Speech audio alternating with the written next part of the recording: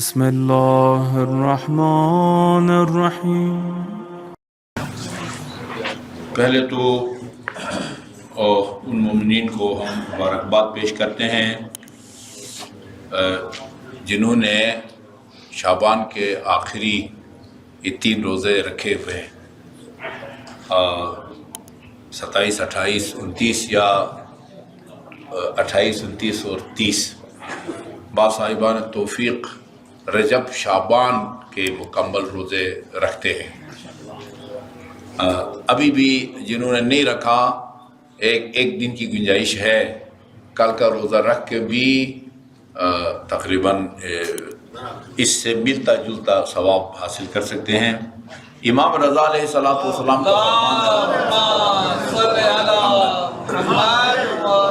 من صام 3 ایام من آخر شعبان ووصلها بشہر رمضان، جو شعبان کے آخری 3 روزے رکھ لے ووصلها بشہر رمضان، اور اس طرح ان کو رمضان کے مہینے کے ساتھ ملا دے، اس کو کتنا ثواب ملتا ہے؟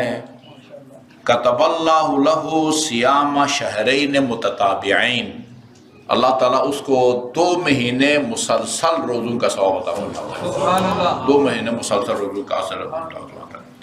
اور اب سلط حروی کہتے ہیں، جن کی مشہد میں لوگ زیارت کرتے ہیں، وہ کہتے ہیں کہ دخلت علی الرضا فی آخر جمعۃ من شعبان، میں شعبان کے آخری جمعہ میں امام علیہ السلام کی خدمت میں گیا۔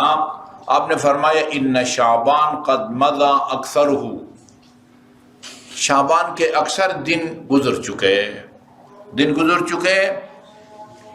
وہذہ آخر جمعۃ فیہ فتدارک فیما بقی تقصیرک فیما ضاع عنہ، یعنی اس جمعہ سے پہلے جو کوتاہی تم سے ہوئی ہے اس کی تلافی کرو، اس کا وہ جبران کرو۔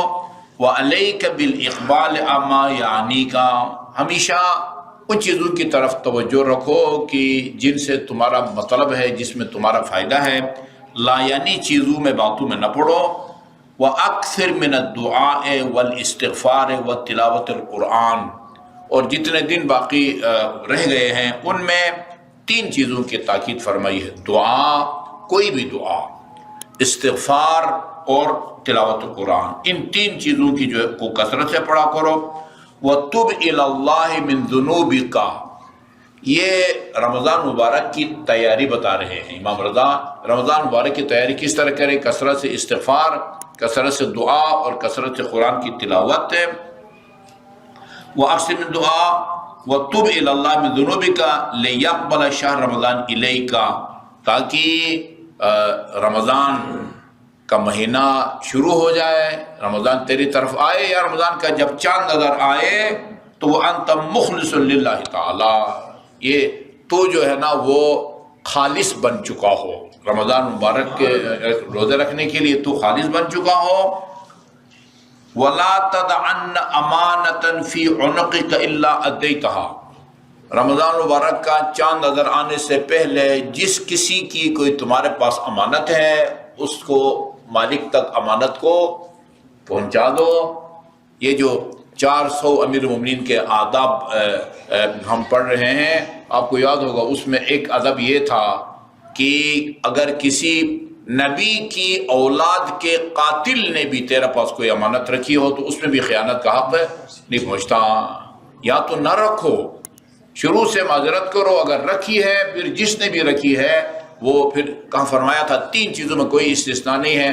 امانت کافر بھی رکھے تو اس میں خیانت نہیں کر سکتے، وعدہ کافر سے بھی کرو تو اس کو پورا کرنا فرض ہے، والدین کافر بھی ہوں تو ان کا احترام کرنا یہ بھی فرض ہے۔ ان 3 چیزوں میں فرمایا تھا کہ کوئی جو ہے نا وہ استثناء نہیں ہے۔ اچھا جی، کہ کسی کا فون آ گیا اور اس نے ہمارا کام خراب کر دیا۔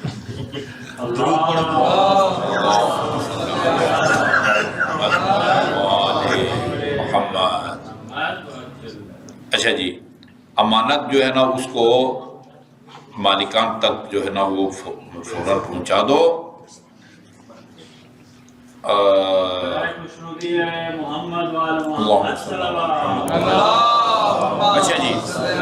ولا تدعن امانة فی ولا فی قلبک حقدا علی مؤمن الا نزعته. یہ بہت اہم اور حساس مسئلہ ہے. رمضان کا چاند نظر آنے سے پہلے اگر کسی مومن کے بارے میں دل میں کوئی قدرت ہے نا، اس کو نکالو. یہ رمضان کی تیاری کا جو ہے نا وہ یہ طریقہ ہے، بہت مشکل کام ہے. یہ نہج البلاغہ کی تیسری جلد میں ایک ہے، اس میں آپ فرماتے ہیں کہ آپ تو پڑھے لکھے لوگ ہیں، سائنسدان بیٹھے ہیں ادھر، کہتے ہیں سائنس نے بھی اس بات کی تصدیق کی ہے کہ اگر آپ کے دل میں کسی کی قدرت ہے نا، یک طرفہ طور پر اس سے کوئی معافی وغیرہ بھی مانگے نہ مانگے، کوئی صلح وغیرہ بھی، کوئی لین دین کا معاملہ بھی نہیں، آپ اگر اپنے دل سے اس کی قدرت نکالیں گے نا، خود بخود ادھر سے آٹومیٹیکلی اس کے دل سے آپ کے بارے میں قدرت دور ہو جاتی ہے. احسد الشر من قلع اخیک بقلعہ من صدرک. یہ متن مجھے یاد ہے، بہت پہلے یاد کیا تھا. اپنے برادر مومن کے سینے میں موجود تیرے خلاف جو قدرت ہے اس کو نکالنا چاہتے ہو. حسدت کہتے کٹائی کو، فصلوں کی کٹائی. وہ اپنے سینے میں دوسروں کے بارے میں جو کینہ ہے، بغض ہے، قدرت کو نکالو. ادھر سے خود بخود جو ہے نا قدرت نکالے گی.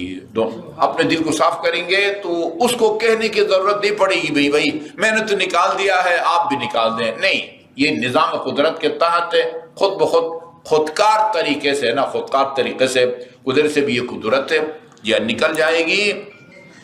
جا اور وَإِلَّا نَزَعْتُ وَلَا ذَنْبًا أَنْتَ مُرْتَكِبُهُ إِلَّا أَقْلَعْتَ عَنْهُ. جن گناہوں سے کا تم مرتکب ہوا ہے فوراً ان کو ترک کر دو، یا پشیمانی بھی ہو اگر تو کوئی غلط کام شروع کیا ہوا ہے اس کو فوراً جو ہے نا وہ ترک کر دو. یا وَاتَّقِ اللَّهَ وَتَوَكَّلْ عَلَيْهِ، تقوی الہی اختیار کرو، ہر کام میں خدا کی ذات پر جو ہے وہ بھروسہ کرو.